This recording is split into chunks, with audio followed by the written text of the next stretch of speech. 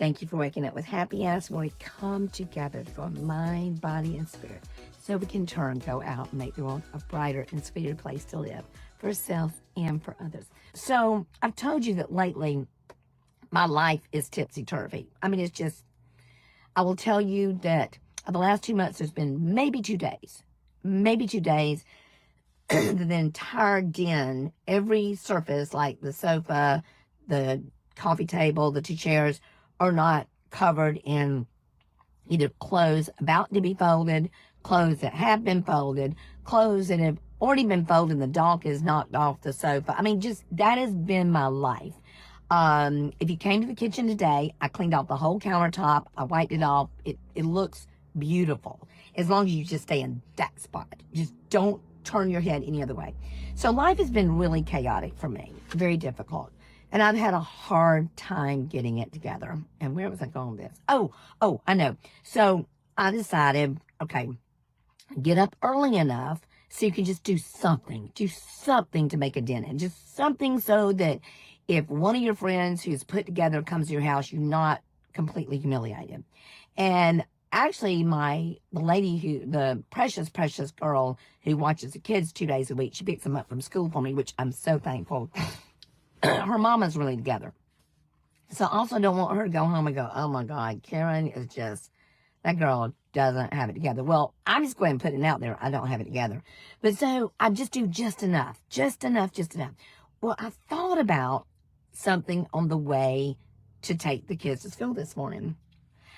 The last week and a half, I looked down at my gas tank and I go, oh my God, I'm almost completely out of gas. We're on the way somewhere. I've got to get them somewhere. I've got to be somewhere. So I stop at the pump and I put in just enough to get me there. So then the next time I get in the car, I go, oh, here I am again. So I'm wondering, I'm just asking the question, and I'm talking to me. So if it works for you, then take it and run with it. So I wonder if sometimes, if instead of changing or instead of doing the things we know we need to do, we do just enough, and then we slip back into our old way. Just enough. I did that in my weight loss journey. I was looking better, feeling fit. Everybody said, oh, Karen, you look so good, But I kind of slipped. And I started doing things the way I did them, or half-ass. I was kind of a half-ass, not a happy ass. And you could tell it. And it showed. And it started happening. And I thought about that today when I was pumping gas. I go, Karen, this is the 3rd time this week that you have pumped just enough gas to get you to your next destination. How about when you get a minute today in this crazy day of scheduling, which is scheduled up until 6 o'clock tonight, you take a moment and go fill your tank all the way up. And it's just silly, I know, but how about we be intentional about our lives so that we're just constantly not haphazardly doing things? Maybe you're not like that. Maybe you're more together like many of my friends. And it's ironic. I was in church last night. We're just studying the Enneagram, and I'm a 3. I'm like a 3, high achieving, all that stuff. And 3s are just like dogged, determined, keep going, people. But my friend Laura is a 6, and she worries about things. She wants things to be just right. She keeps that checkbook balance. She does it all. She does all that. Okay. I don't do all that. And anytime I try to mold myself or be what somebody else is, not the best version of me, I get so whacked out. I'll be honest with you, part of the reason why I'm so stressed out about my house is I'm embarrassed for other people to see it. I know it's more important that I sit down with Jet and study his spelling words. I know it's more important that it's on Saturday instead of us cleaning the house like I need to. We're going to see the air show. I know it's more important for me to take them to church, the church activities, all that stuff. I know all that. So I'll tell you one more lesson I learned at the pump. And this is probably my favorite one. My favorite one. So, and y'all know me. You've probably heard this story before, but I love this story. I hated getting gas. I just hated it. And I would plan out my life so other people could pump my gas. Like when Lacey was my assistant, I haven't done this to Christy because I've been healed. Karen, healed.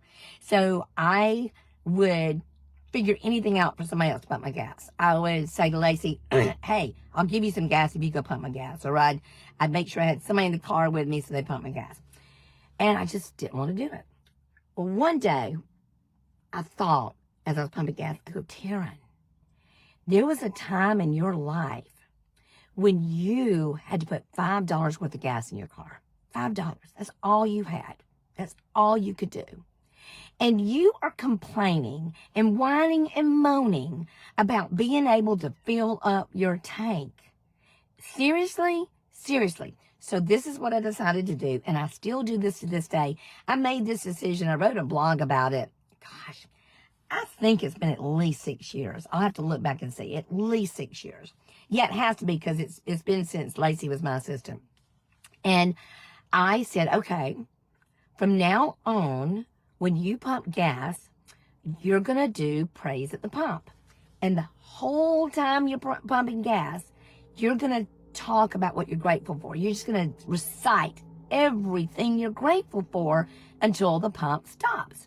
So now, when I'm pumping gas, I usually am not finished reciting my gratitudes by the time the pump is finished. So I praise at the pump. So, gosh, I'm learning so many lessons at the pump right now, y'all. Do I just do just enough to get by? Just enough to be a little different? And fill my tank just enough? Or do I fill it all the way up? So, yeah, so if you've done incorporated those things, think about those things. And I know there's some of you out there that would die if you looked down at your gas tank and it was like on the lowest level. I know there's some of you that don't even think about it when you're at the pump, and you just, I loved it back when they used to do it for me. I was bougie, spoiled. I grew up in Enterprise, Alabama, and they pump your gas for you. They still do that in Jersey. I love it in Jersey. They pump your gas for you. So that's what I've got for you today. I got to do the skedaddle. I love you with all my mind, heart, soul, and body. Be sweet, y'all, and go to the pump today and think about all the things you're grateful for. Bye.